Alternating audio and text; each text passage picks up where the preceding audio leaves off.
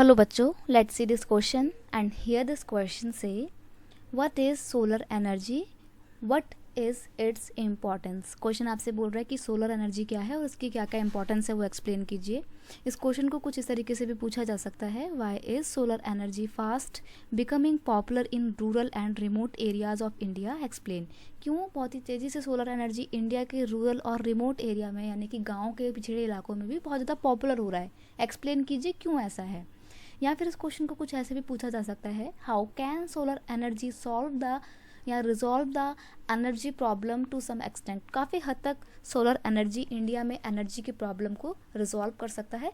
आपका क्या इसमें ओपिनियन है वो दीजिए। तो यहाँ पर हम बेसिकली सोलर एनर्जी की बात करेंगे। क्वेश्चन का की कॉन्सेप्ट है सोलर एनर्जी यानी कि सौर ऊर्जा। The energy that we get from the sun is called the solar energy.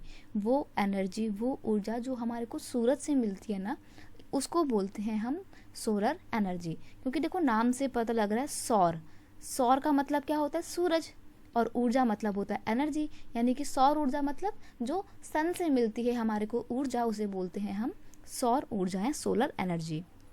अब देखो इसकी क्या क्या इंपॉर्टेंस है कि इसको रूरल एरिया में भी लोग बहुत पसंद करते हैं। पहली बात, solar energy is free of cost, बिल्कुल फ्री में मिलती है हमारे को। सूरज हमको अपनी रोशनी देने के बदले में कुछ पैसा हमसे नहीं लेता है, तो ये फ्री ऑफ कॉस्ट है। कितना भी इस्तेमाल करिए, बस यूज़ करना आना चाहिए आपको।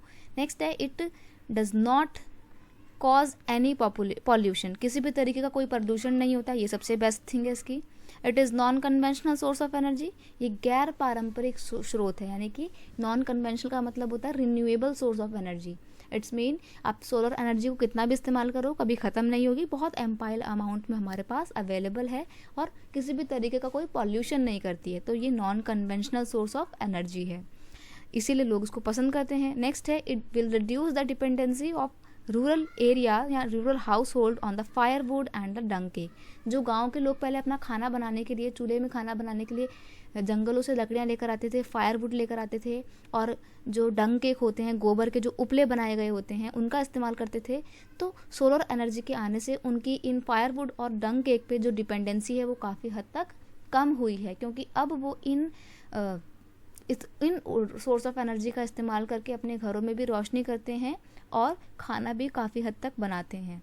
तो इस तरीके से हमने यहाँ पे ये देखा कि किस तरीके से सोलर एनर्जी बहुत इंपॉर्टेंट रोल प्ले करती है। खाना बनाने में सोलर एनर्जी का या सोलर एनर्जी का इस्तेमाल कैसे कर सकते हो, सोलर कुकर होते हैं, ठीक है, उसमें खाना बनाया जाता है।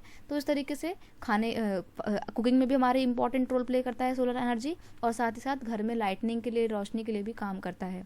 इनफैक्ट रूरल एरिया में तो अब इसको बहुत ज़्यादा इस्तेमाल में भी किया जाता है। आपने अपने स्कूलों में भी देखा होगा, बहुत सारे स्कूल्स में सोलर पावर प्लांट होते हैं, ताकि वो लोगों की जो बिजली है उसकी रिक्वायरमेंट सोलर से, सन की ऊर्जा, सन की रोशनी से पूरी हो सके। तो उस तरीके से सोलर एनर्जी धीरे धीरे बहुत ज़्यादा पॉपुलैरिटी गेन करती जा रही है।